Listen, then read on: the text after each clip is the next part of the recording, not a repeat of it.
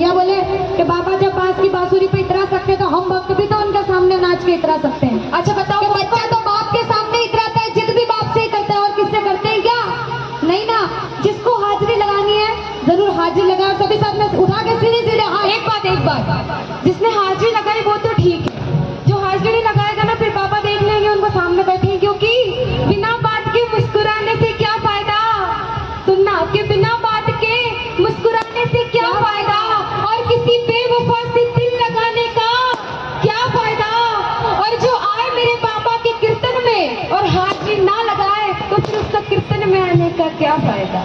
तो हाजिरी सब लगाना। उठा के सीधे सीधे हाथ, सभी भक्त